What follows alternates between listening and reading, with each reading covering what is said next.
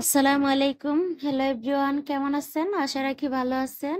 আজকে আমি তৈরি করে দেখাবো আলু দিয়ে মজাদার নাস্তা।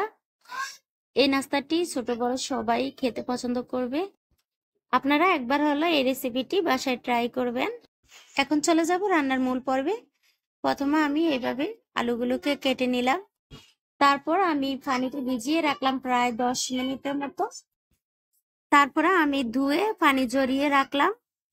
এখন আমি নিয়ে নিব একটা ছোট বাটির মধ্যে দিয়ে দিব কর্নফ্লাওয়ারটা আমি এখানে 2 টেবিল চামচ নিয়ে নিলাম।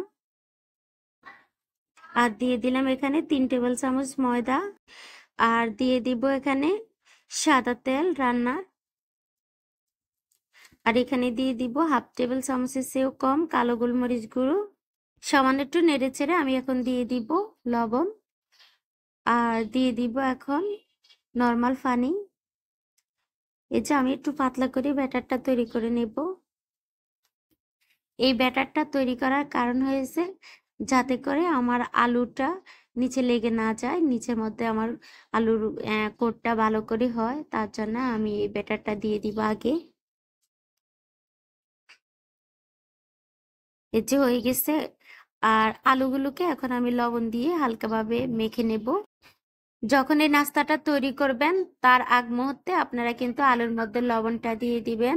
আর আগে থেকে যদি লবণ দিয়ে আপনারা আলুটাকে মাখিয়ে রাখেন তাহলে কিন্তু পানি উঠে যাবে, তখন ভালোভাবে কিন্তু ফ্রাই হবে না।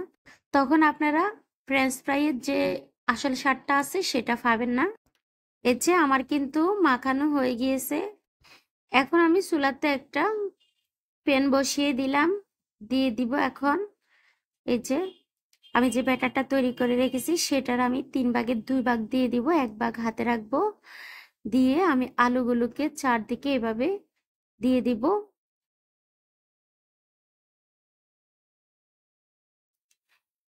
এভাবে সুন্দর করে দিয়ে দিব। আমি কিন্তু আলুর পরিমাণটা একটু বেশি নিয়েছি, তার জন্য আমার একটু সময় লাগবে সিদ্ধ হতে।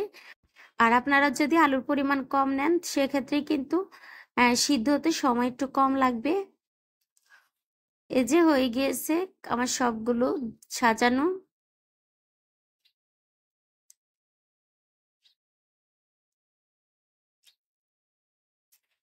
এখন আমি দিয়ে দিব যে ব্যাটারটা ছিল বাকি সেটা এইভাবে দিয়ে দিব, তাহলে কিন্তু উপরে দিয়েও হালকা একটু কোট হবে।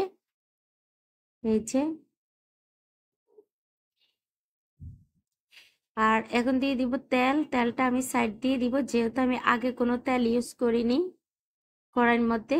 এই যে তেলটা দিয়ে এখন আমি ঢাকনা দিয়ে দিলাম 5 মিনিটের জন্য। এই যে 5 মিনিট পর ফিরে আসলাম। এখন আমি দিয়ে দিব ডিমটা।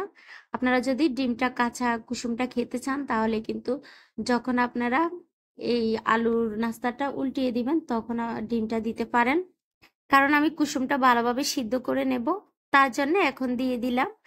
আর দেখুন আমি ডিমটা দিয়ে 5 মিনিট সিদ্ধ করার পরে ঢাকনা দিয়ে এই যে এমন হয়েছে। এখন আমি দিয়ে দিব কালো গোলমরিচ গুঁড়ো।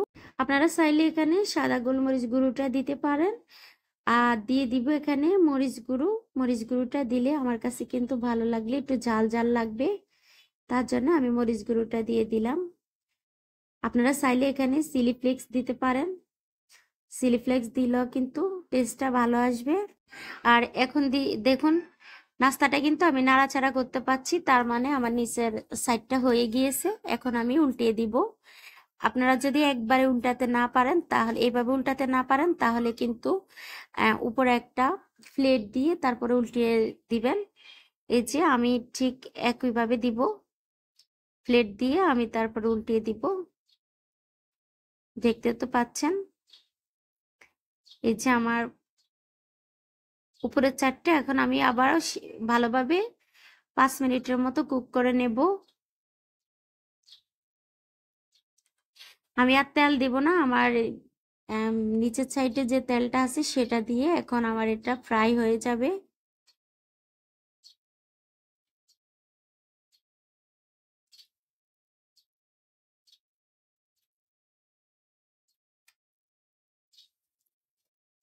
এই যে অলরেডি কিন্তু আমার নাস্তাটা হয়ে গিয়েছে।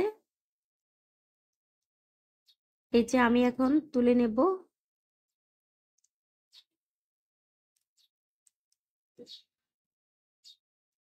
এই যে দেখতে তো পাচ্ছেন কত সুন্দর হয়েছে। এই যে আমি যে সাইডে ডিম দিয়েছি সেই সাইডটা কত সুন্দর হয়েছে দেখুন। এই নাস্তাটা এত মজা, আপনারা না খেলে বুঝতে পারবেন না। এখন আমি একটু সস দিয়ে তারপরে আমি পরিবেশন করে নেব।